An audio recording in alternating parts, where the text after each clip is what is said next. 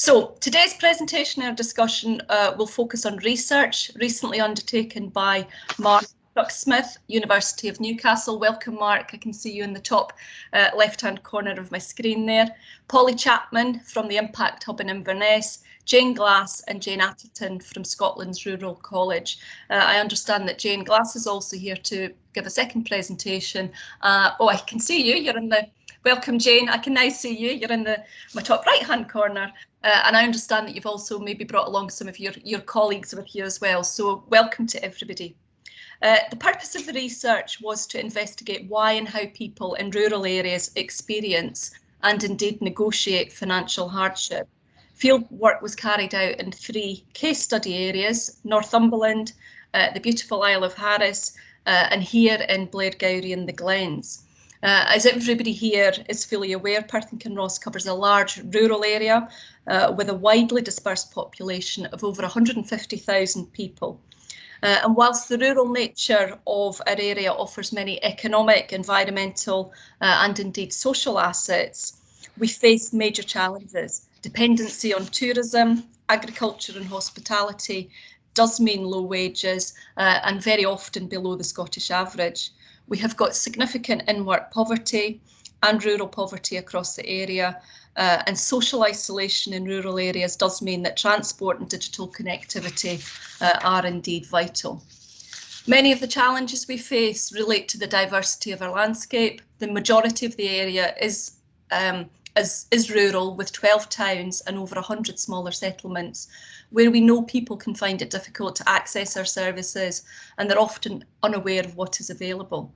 Seasonal work, high living costs, poor availability of affordable housing and high costs of transport all negatively impact on people living in rural areas. So this research is absolutely of significant importance to all of us here today, and indeed to many of our wider colleagues, why it's really important that we do share today's presentation and the research and the recommendations more widely in terms of informing our future actions as we move forward. So from Community Planning Partnership partners, members of the Child Poverty Working Group, and those of us involved in the Equalities Workstream, I think it is important that we do take cognizance of the report, the findings and the recommendations and how that aligns with our work going forward. I think finally, before I hand over to Mark, I think we all are aware of the impact of COVID, you know, from a worldwide perspective, nationally and indeed here in Perth and Kinross.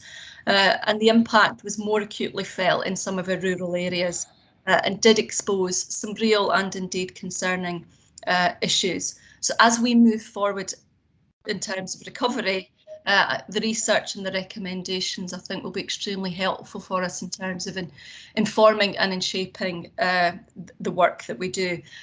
Lots of considerations that we've got in terms of the delivery of the offer, the child poverty, the wider poverty activities, a real focus on place and people, consideration of the place-based standard and working with and within our communities in terms of maybe what the 20-minute neighbourhood does mean to us. So lots and lots of kind of wider kind of strategic relevance here, I think, in terms of this piece of work. So to start off with, I would like to introduce Mark Schmuck Smith, Professor of Planning at Newcastle University. Mark has an impressive CV, having undertaken extensive research into social exclusion in rural areas, rural housing, rural development, and having authored a number of books and a significant number of papers and research projects. So I do think that we feel very, very honoured to have you here to sort of be supporting our work going forward in terms of Perth and Kinross. It isn't therefore surprising that Mark was awarded an OBE for services to rural developments a few years ago. So I understand, Mark, that your presentation is going to cover rural financial hardship and the changing context and impacts. So I will hand over, I think Jennifer or Margaret are going to upload a presentation for you, is that correct? Yes, that's correct, Claire. Margaret's just going to share that now. Thanks, Margaret. Great, thanks very much, Claire, for that introduction. And you made it very easy for me by covering a lot of the context. And I'd like to just begin by thanking the Council and the Community Planning Partnership and all the other stakeholders and folk from Blairgowrie and the Glens that helped us with our work. A lot of this will be things that you all know better than we do, but sometimes it helps to have an outsider's perspective and coming in with a particular way of seeing things. So let's go and have a look at it. If we go to the next slide, please. The next slide, please. That's great, thanks. We're just going to, as Claire was saying, I'll introduce you to the project very briefly, and then I'll talk for about 15 minutes on what are the changes which are occurring, the processes of change, and how are they impacting on people in the area. And then we'll have a break for Q&A and a bit of a discussion. And then I'll hand over to Jane Glass, who will talk about the challenges and policy opportunities for 10 minutes, which hopefully will still leave a good bit of time for Q&A and discussion after that. Thanks. Next slide, please. You've already heard that the project was looking at these 3 different study areas, so you all know where they are. But what you probably don't know is how we went about it. And just very briefly, we did a literature review, which encompassed a lot of the reports that the council has prepared, scoping review and area profiles and things like that, which were really helpful to us. Analysis of secondary data, looking at how the study areas compared with other parts of the UK in terms of the trends and the levels of different variables. Then we had a number of gatekeeper interviews, people who work with the area, people like yourselves. And then individual interviews as well, people who are experiencing rural lives, maybe experiencing financial hardship or at least financial vulnerability. All of that took place before the pandemic. We then went back after the pandemic to conduct some focus groups, which of course had to be online, partly to validate or not what we'd found in our study, partly to update ourselves on what had happened during the pandemic. If I go on to the next slide, please. And this may be more new to you. This is the conceptual framework that we tried to use in our work. We tried to look at the different ways in which individuals or households gain income, support, resources of whatever kind.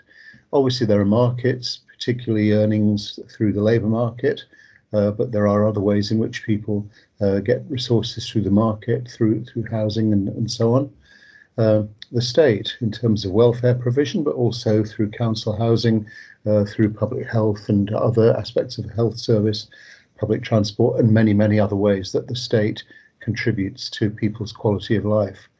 And then the voluntary and community sector, really important in rural areas, and Perth and Kinross, no exception to that. You'll hear much more about that as we go forward. They were a particular source of help in many ways. And of course, friends and family and neighbours, also helping people down at the community level. And we were interested in how those work together as well as how each works separately. Do they add to one another? Do they substitute for one another? Is there a sort of layering of disadvantage that if you're not being helped by one, you're not helped by others? So on to the next slide, and I'm really getting into the thing you want me to talk about now, which is the processes of change and their impacts. And first of all, if I talk about the changing rural economies, that's the next slide, please. The area, as you'll all be well aware, has changed a lot in its economic structure from the traditional importance of soft fruit, textiles, manufacturing, and so on. Now there's a sort of bifurcation, if you like. There are many people who commute out of the area to higher paid, more secure professional jobs, Dundee, Perth, maybe even further afield. On the other hand, a lot of the local work is insecure, low paid, and might be said to be contributing to what people have called precariatization, making your standard of living, your well-being more precarious.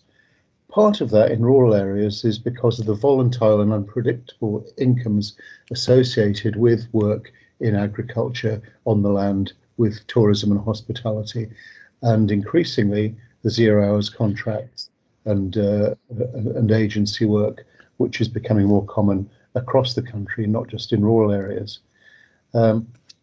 Now that's pretty important, as we'll see in a moment when we come to look at how the welfare state support interacts with these sorts of changes. But I should also say there was evidence of limited opportunities, typically small employers, very limited opportunities for career progression. Self-employment was an option, but we also heard about how many people in self-employment, particularly in the creative sector, appeared to be living on thin air, almost oblivious to the fact that their incomes weren't coming in because they were so focused on the artistic, creative products. And what would their future be? How would they have a pension in due course, and so on? What would happen if they had a large bill? So very vulnerable. There were related factors in relation to housing, affordability, barriers to work like the availability of childcare, the presence and the cost of public transport. And of course, we know that there is a much higher cost of living in the rural areas, and particularly the remoter areas, well documented already before our study, and fuel poverty being an important part of that. Just a couple of quotes here to give you the voices of some of the people that we spoke to, and I'll try and put in a number of quotes as we go through if we have time. We do see it, precarious casual employment. Absolutely. Lots of people who've got no contract at all, no written contract. Another person told us, we see people living in Blairgowrie who are unemployed looking for work. The work's available in Perth, but of course, if you're in precarious employment, part-time, 0 hours contracts, it can actually cost you more to get to Perth than you're going to earn. One young woman, it was going to cost her 3/4 of her wages just to get to and from Perth to do a 4-hour shift. And when she got there, they might not want her at all. So next slide, please. And I'm going to go on now to the welfare state in rural areas. And we found out a huge amount about this, and a lot of it I think was surprising to many people. Again, maybe not surprising to you. I think the changes which are happening in relation to the welfare state are increasing welfare conditionality, the attempts to save money by through conditionality and changes in the rules, and increasing sanctions and all this sort of thing. And in a sense, it's a passing of social risk onto the individual from the state, which is happening here.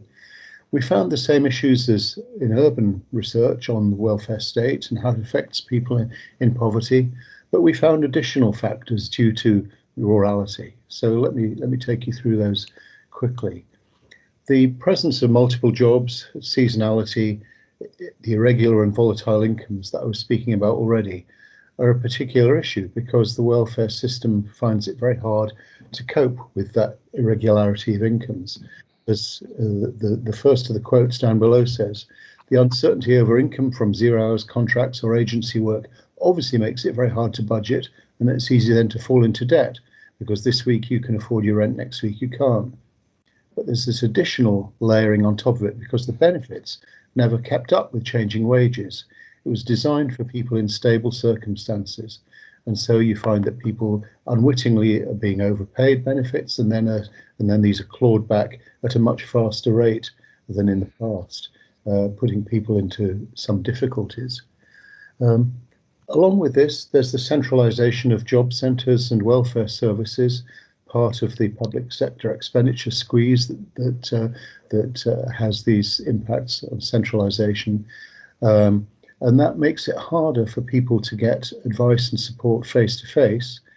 Now, digitalisation is proceeding, so you may be able to get that advice online or over the phone, and that suits some people very well. But there are many people who can't get their advice in that way, either because they don't have broadband or they can't afford broadband. Maybe the links to the internet, if they have them at all, are on pay-as-you-go phones, where they run out of money before you've got halfway through.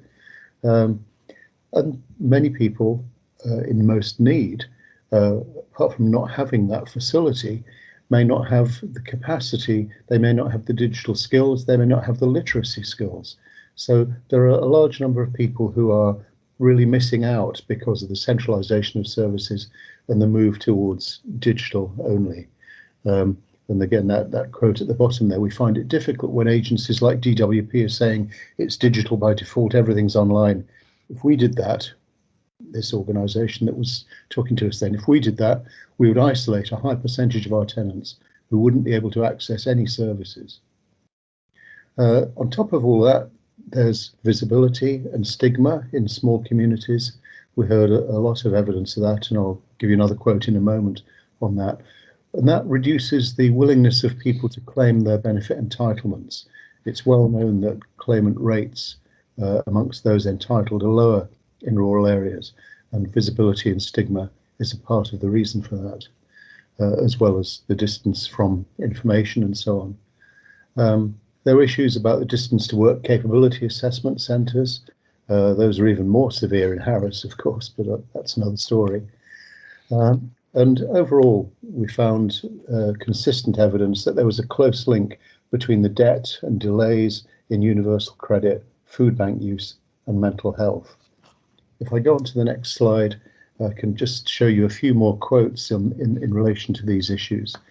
The main reason people come to the food bank now is delays in benefits. In relation to the work capability assessments, one of the problems is that people have to go through the fact that they've not been listened to, that they have to go to an assessment and fail, and GP evidence gets totally disregarded. One person told us, my assessment was just after Christmas, but during the run up to that, it wasn't stressful at first, but then as it got closer and closer, it got really, really bad, having to fill out the form with all the stuff. I was panicking, it was just horrendous.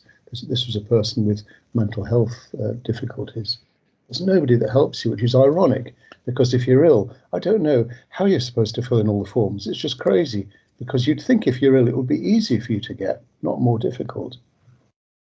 And things were shrunk back. Most of the helpful services that were here were centralised. Everybody that we spoke to, we asked them if there was something that they would like us to pick up in our recommendations. And this is what one respondent told us. What would I do? Just be kind. Be kinder in your policies. Be more compassionate. I think, how did the NHS ever happen? Where did that goodness go? That's been lost. And I think, what's in front of my kids? When's this going to end? It's just being cruel for the sake of it. Cruel to folk that have got absolutely nothing. I'll move on to the next slide, please. Voluntary community organisations were a huge source of help. Most people told us that they would be their first port of call in case of financial hardship. So they're hugely valued, whether it's citizens' advice, food banks, and many of the other voluntary organisations that help people in debt or with mental health problems or whatever it is. Absolutely invaluable, and people putting in huge amounts of effort and work. But these are also subject to some changes.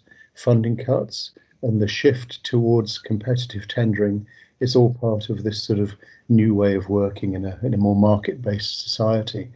And the sector's under pressure for these reasons. Yet it's still very strong in rural areas and very significant. Delivery across large geographies is a challenge, and there's a high reliance on volunteers. Now, before the pandemic, they were mainly, or very reliant on older volunteers, and many of those volunteers had to shield during the pandemic, and there were, very fortunately, as we understand it, a lot of much younger volunteers who came forward. Maybe they were furloughed off their work and had time available. So that may be a hopeful sign if they stay on and continue volunteering into the future. And we also noted the potential importance of community development trusts and land trusts. Again, some quotes here. I think that lack of advocacy and support to get your benefits very lacking, particularly in rural areas. People are not going to go down to Perth, and not everybody's comfortable with doing it on the phone. It's quite an intimate and personal thing to do. So I think that lots of people struggle, and lots of people will not be getting their benefit. And a couple of quotes there, I won't read them all because of time, but just recording the help that people got, the invaluable help people got with filling out the forms and being prepared for the work capability assessments. I can't emphasize enough how important the voluntary community organisations were, and how increasingly they've been working in partnership with the council and the community planning partnership and the NHS as well. Next slide, please. Family, friends and neighbours are also a very important source of help, but it is important how help is offered. If it comes across as charity, then people are maybe less willing to accept it than if it's offered in a way which is easier for people to accept. You know, I've got a bit of food left over, you know, I'm going to have to throw it away unless you take it, type of thing. Of course, the places are different and there's unequal access and regional differences. People who are inside the social networks, people who follow the social norms are more likely to be helped and to be able to call on others to help them than people who are seen as not following the social norms. And not following the social norms in some parts of the area could be applying for benefits, because that may signal that you're lazy, and you know all the stigma that goes with accepting benefits. So in other parts that would be a normal thing to do. If you're surrounded by other council tenants, for example, many of whom are on benefits, then it's much less stigmatizing. Family, friends and neighbours really important for helping with housing, finding work, with care, informal care, and with sharing transport. So there's a few examples in the quotes here.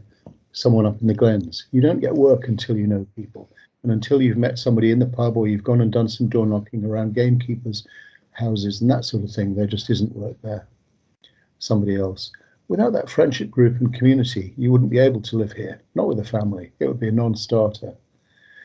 And then outside the Glens, someone told us sometimes people don't ask for help from their families simply because the family is in exactly the same situation as they are. Somebody else talking about stigma. The food bank, for instance, it's tucked away so no one can see who's going to it. It's very confidential and hidden. So the stigmas are there, whether it's benefits, food bank, or reused school clothes. I've just on to my final slide here, which is rural poverty in a pandemic. I think we all know about the economic impacts of that on business and individuals and young people. We also, I think, are probably aware that the claimant rate went up a lot, but was still lower in rural areas than in the urban, of the people who might have been entitled. We're probably all aware of the people who fell between the different government support schemes, the people who were excluded from support, whether because they just didn't qualify for the self-employment scheme, or because of the irregular employment patterns, their seasonal work and so on. Clearly, there was an impact on children and schooling because of poor connectivity. And one of the quotes, I think the second quote, the low tech that's in schools is a big problem. The Wi-Fi access in rural schools is so bad that my kids very rarely get the internet at school. But then there's a few more points in those quotes there which I won't go through. But on the positive side, there really was a lot of help and support available, and that's well documented. And I think that's in the penultimate quote there. In the Glens, in the rural areas, there are lots of people who are supporting their local folk. I'm not surprised, because I know what these communities do out here, but it's been great to see. And one person who saw a silver lining, which is a great thing at the end of the lockdown, they think it did help reveal hidden rural poverty, and that's the final quote there.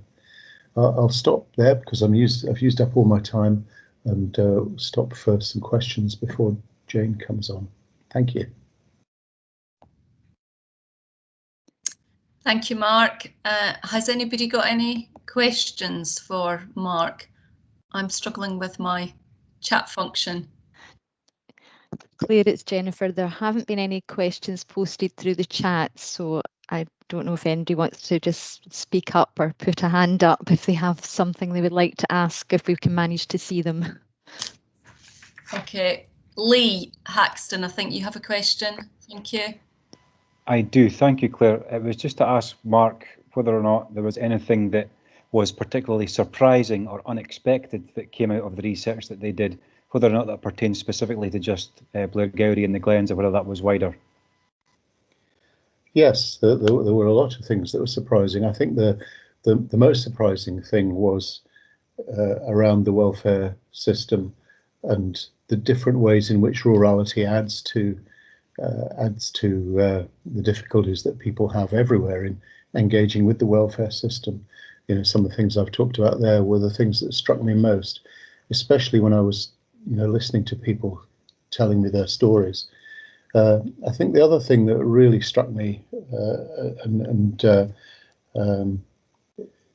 was the difficulties which face people who have underlying mental health challenges or literacy challenges, because the system is really, really difficult for them. I mean, they're in such a difficult place anyway, and yet trying to navigate the system to get the help that they need. I think without the help of the community and voluntary sector, you know, organisations like Wisecraft and others, it would be really, really difficult. So just tremendous work that's being done there. But, you know, it's really, really important to try and think of people in these different circumstances when designing policy. And we'll come on to talk about policy next. Thank you, Mark. Has anybody else got a question? Can I ask Mark whether any of the feedback or the experiences or views of the individuals, did you find that there was a difference between, you know, age ranges or family groups and single people, or indeed, you know, I suppose geographically in terms of their location within Blairgowrie and the Glens? Were there any sort of pockets of, you know, areas of kind of more concern where people were sort of struggling more than in other areas? I don't think it's more concern, but there are different concerns. So, you know, the context of somebody in Rattray is very different from the context of somebody at the head of the Glen, one of the Glens. You know, so there are challenges in each case, and you know, one may, you know, up the Glen, you might feel that the state isn't there for you at all, you know, because everything is so distant, and you know. In Rattray, it'd be different again because of the other people who are around you, who you can maybe get support from and work with as neighbours in a completely different way to the way you get support from friends and neighbours up in the Glens. So I think there are very different contexts.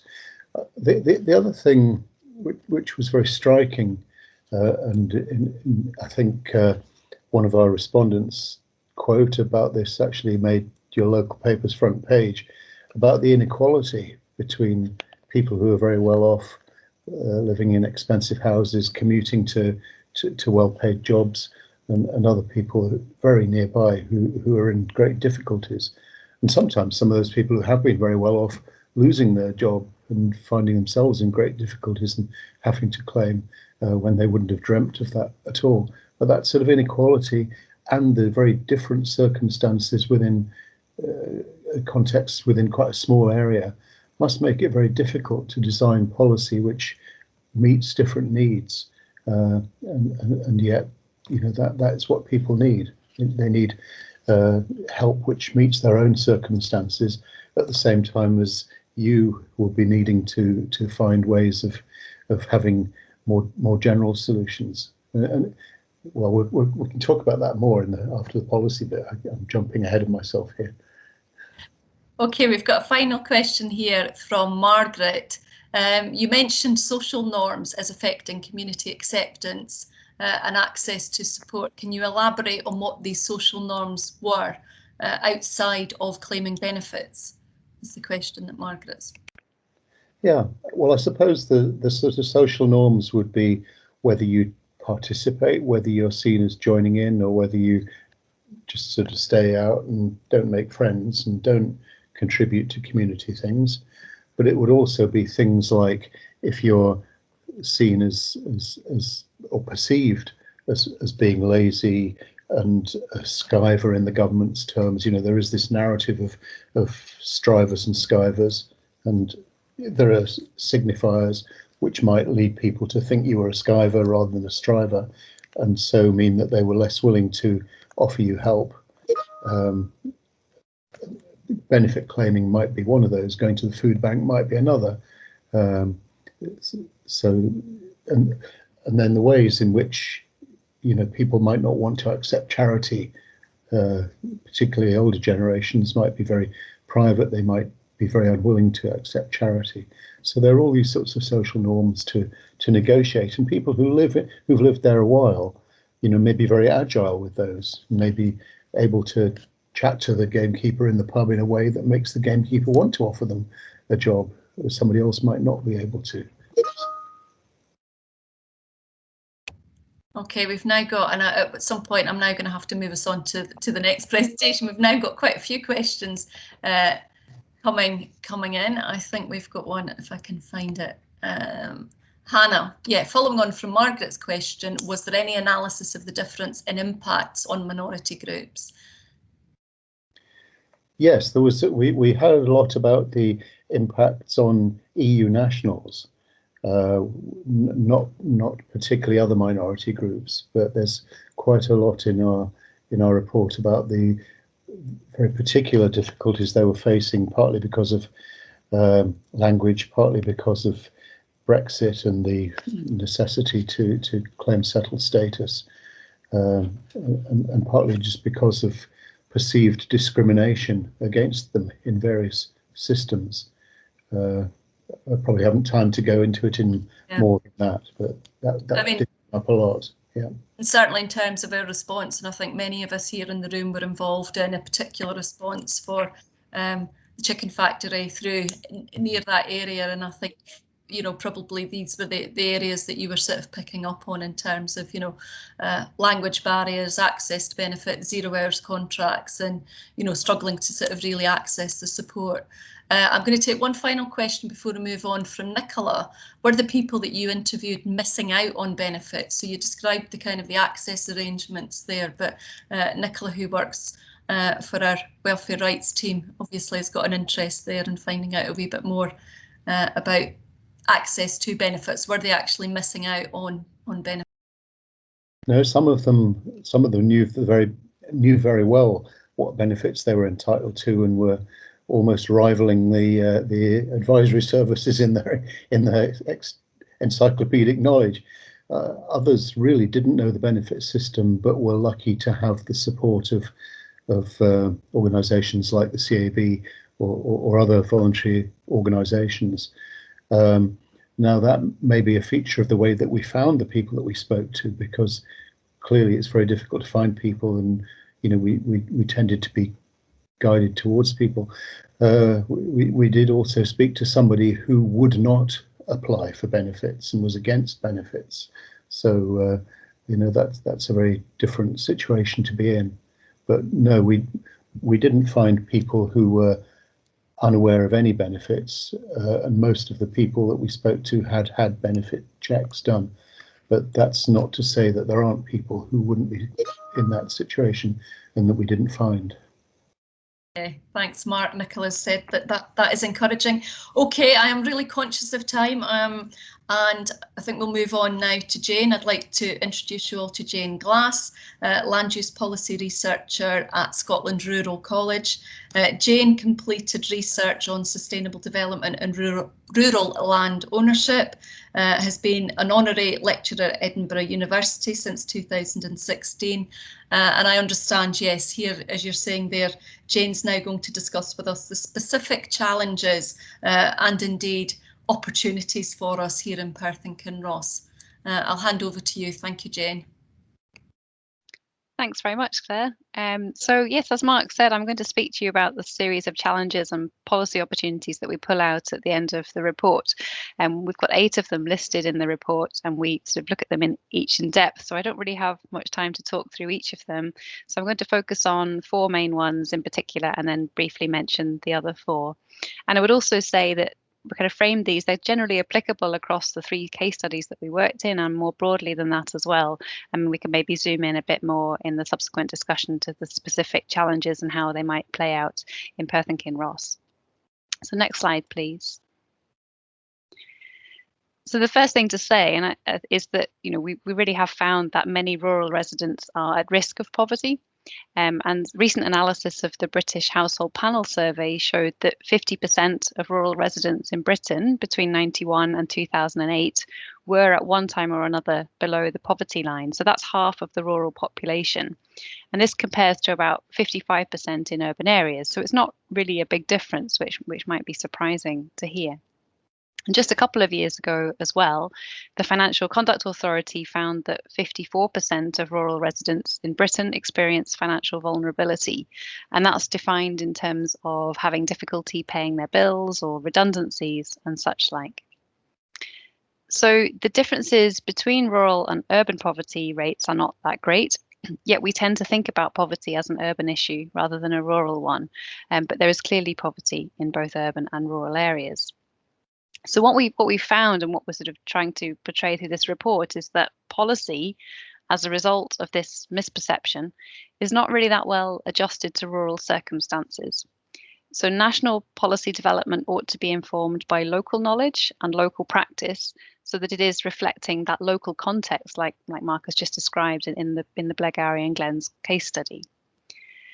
And that can be done not only through the involvement of rural stakeholders in rural proofing policies, for example, DWP policies, but also through mechanisms in government for continuous learning, for refining policy, and from local experience. So as policies are rolled out and we learn in that rural context what is working well and what isn't, and there's clearly a role, I think, for the local authority here as well to be engaged in that process. So one of the things that really came out of the research was that in rural contexts, we need to learn better how to combine these kind of person-based measures, like to do, with benefits and the welfare state, with place-based measures, and how to do that more effectively. So, for example, person-based measures like universal credit, tax credits, pension credits, and the self-employment support scheme, they're really targeted at individuals, regardless of where they are. But place-based measures are things like the projects, the joint working, the different ways of reaching people in rural contexts. And so what we've really found is that those two things have to work well together, because often it's those place-based approaches which are signposting people and helping them to find the national person-based measures. And Mark's really emphasised the importance of the voluntary and community sector in terms of offering different entry points to the welfare system. And they often substitute the roles that the state might perform more in an urban setting. So that's really incredibly valuable, the fact that they really are often the first point of call for people experiencing difficulties. Next slide, please. So as Mark has said, we really did find that the welfare system isn't well adapted to rural lives, and Mark's explained several of the reasons for that already.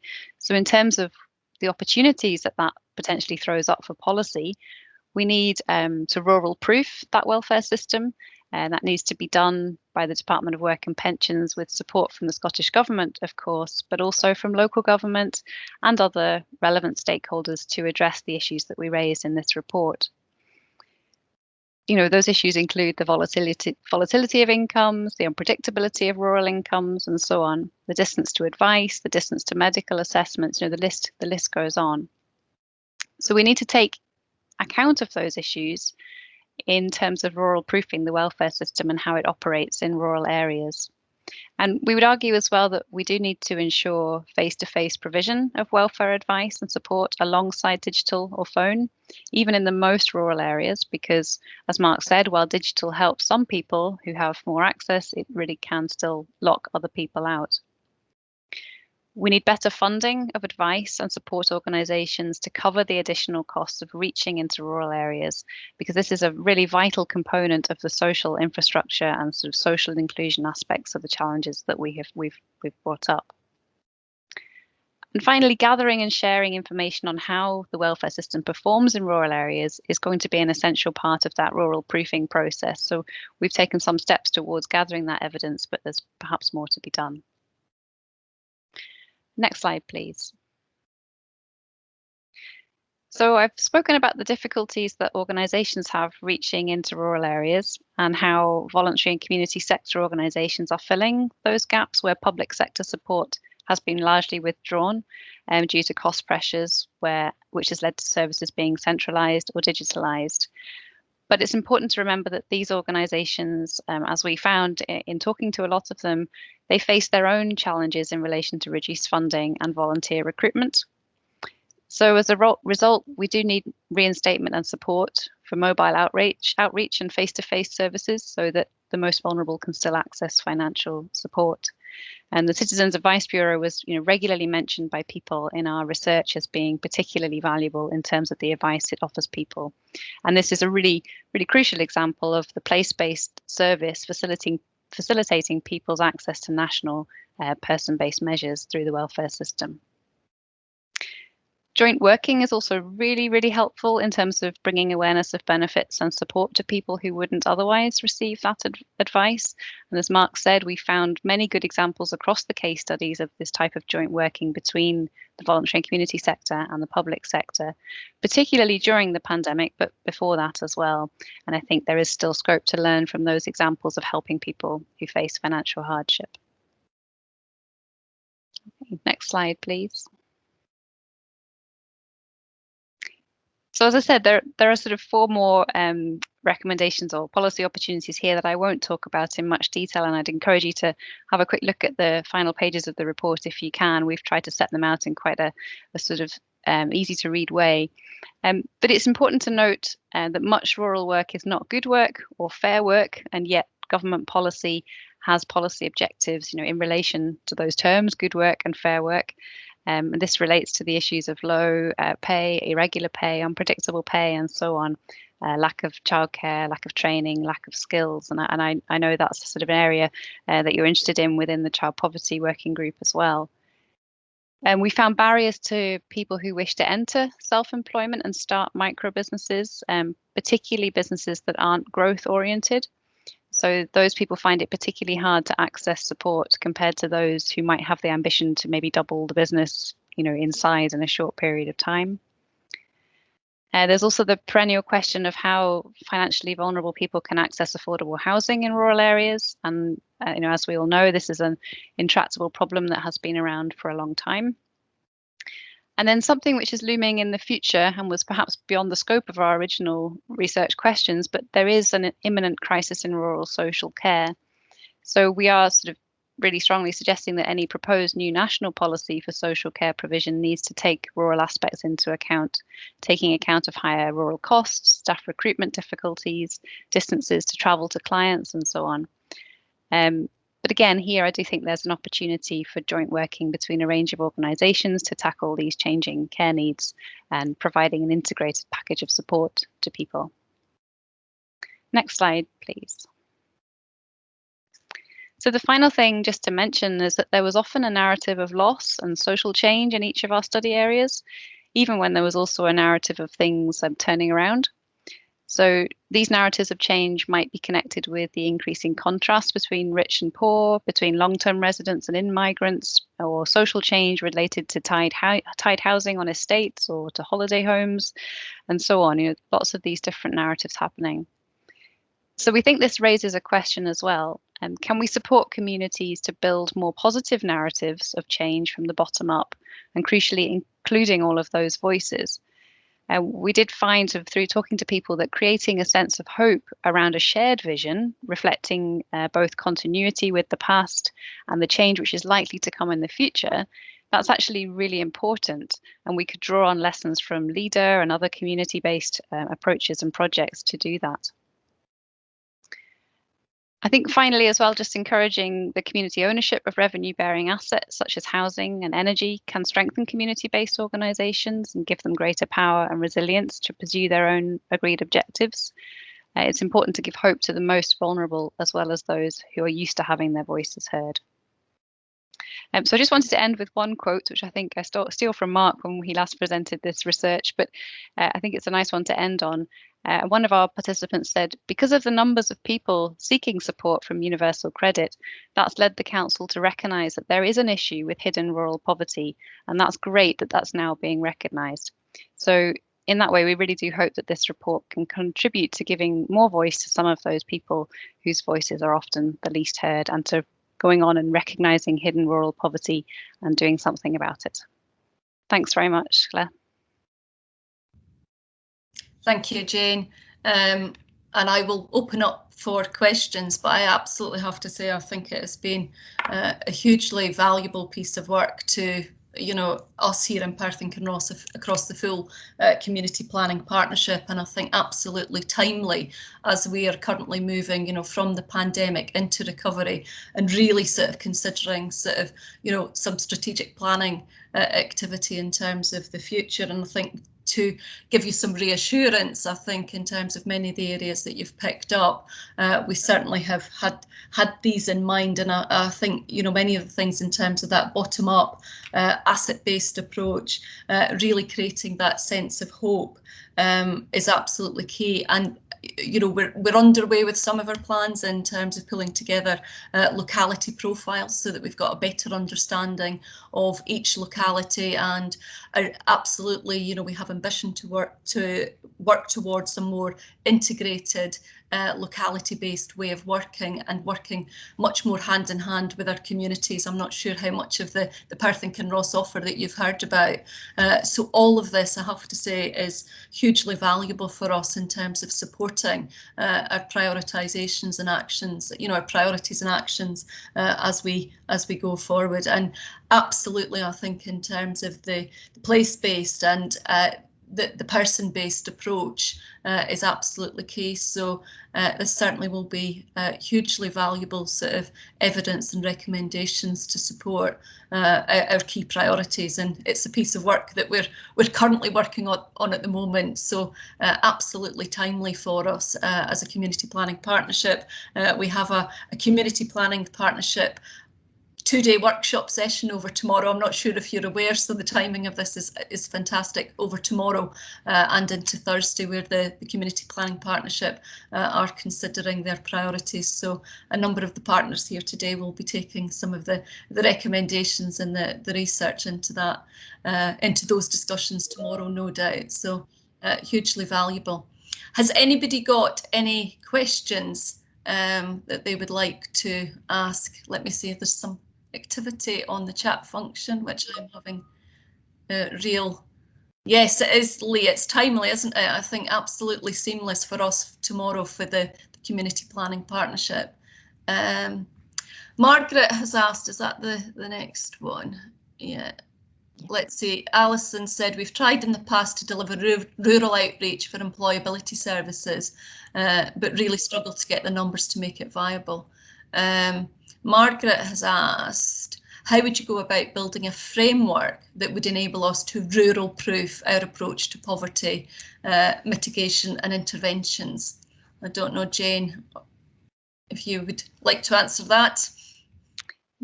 Thanks, Claire. Well, Alison, your question about employability services, I think we probably fully appreciate that the practical issues related to that are very much still the case, and we heard that across the case studies as well, not just from the public sector folk offering advice, but also in the voluntary and community sector as well. I might ask Mark just to check I've got this right, but as I understand it, I think there was some really nice examples of people accessing advice through the Benefits Advice in Libraries scheme in Blairgowrie, and I think that just really reiterates the importance, not necessarily of the outreach service per se, but of having the place within the community that those outreach services can provide those services if and when it is feasible for them to do so. So obviously in that case, the library was really, really key for that. Mark, is there anything you want to add on that question?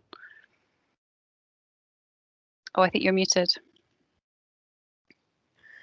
No, I don't think so. I think you've covered that well, Jane, except to say that in our other study areas, you know, there's good practice examples to draw on as well. And, you know, what we would hope is that there could be a lot more sharing of good practice around rural networks across the country. I appreciate that mainly Scottish groups will work with other Scottish groups, but there's learning to do across the borders as well. There's a lot that England can learn from Scotland and vice versa here. One of the things which we found in both our other study areas was, for example, fuel poverty projects, and I know there is the heat project in this area as well, working hand in hand with benefit check teams, you know, so that's a way where people wouldn't go to a benefit office maybe, and they, because of the stigma, but having somebody help to advise them on insulation is perfectly acceptable. And if they get a benefit check on the back of that as well, and probably you're all doing that already too, but it's the sort of thing that you can learn from. Thanks, Mark. I'll maybe come on the other question, Claire, that Margaret posed about the framework as well. Yeah, I think it's not an easy thing to answer. We have had a go at that in the report. Towards the end of the report, we've sort of done a visual representation of what we think of the kind of key opportunities that you could think about when thinking about supporting people experiencing financial hardship in rural areas. So we've tried to use that structure that Mark introduced at the start of the different systems of support, and what sort of opportunities there are in terms of linking up the local place-based measures with the person-based measures. So without wanting to give you more reading to do, it would be, yeah, have a wee look at that, and maybe that would be helpful for you. I guess the other thing is to involve stakeholders in the development of policies and in the piloting of policies, and that means being a listening organisation. And I'm sure that local authorities tend to do that much more than central government. So it's a much harder thing for central government to do when they're rural proofing policies, if they're rural proof policies. I think that's probably one of our biggest priorities with the Perth and Kinross offer, and indeed challenges, but actually sort of, getting out there, standing within our communities and listening and acting.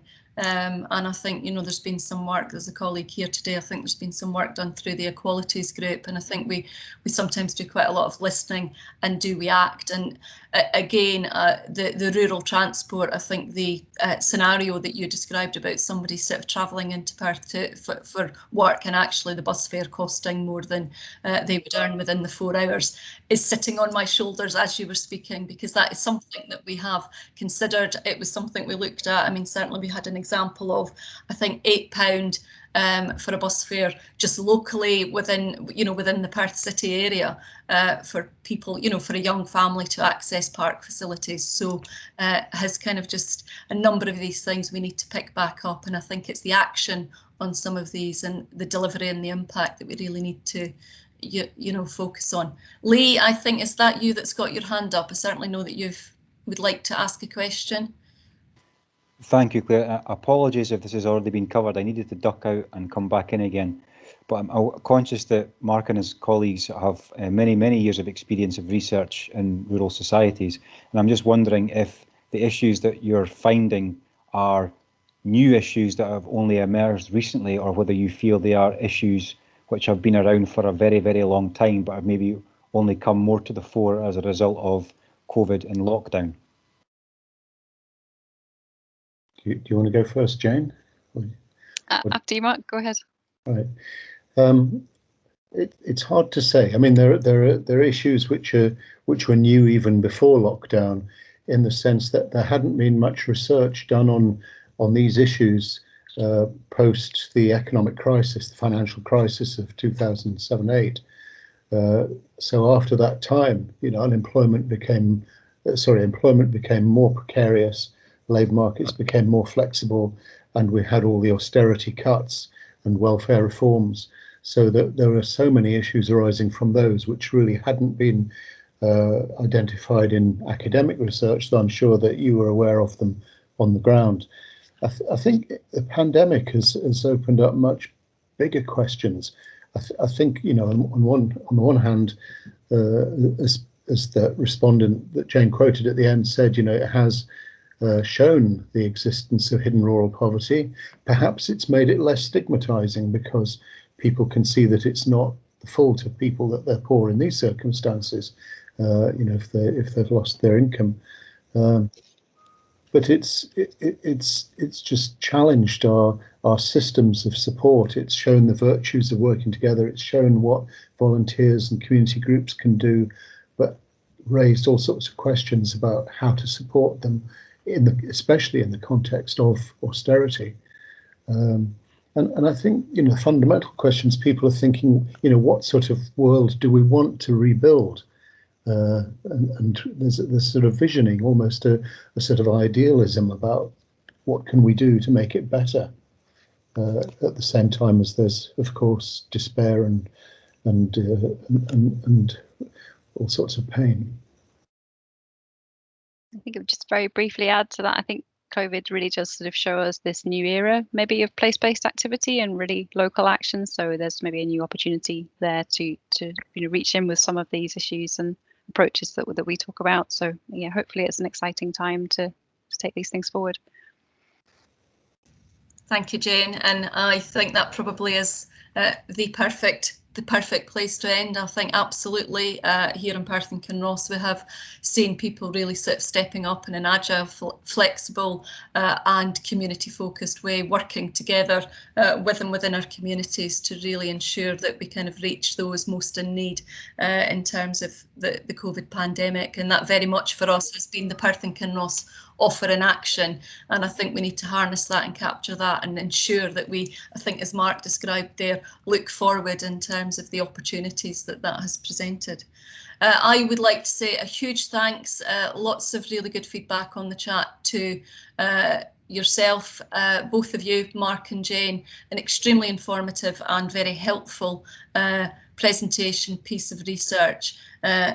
Really giving us, true insight in terms of people's lived experience in our rural areas, and I would like to absolutely, assure you it's massively valuable for us in terms of our strategic planning, and very much taking on board a number of messages there, bringing together the people and place-based measures, listening within our communities and acting, and kindness, and no doubt many others. But yes, I would like to say on behalf of everybody here, thank you very much, and I think we probably will be in touch again, probably to pick your brains a little bit more about some of the detail, but thank you very much and really good to see you. Thanks very much for all your help. Some people here have helped us along the way, and thanks very much for such a good discussion, and if we can be of help then just let us know. That's Yep, great. absolutely. Thank you.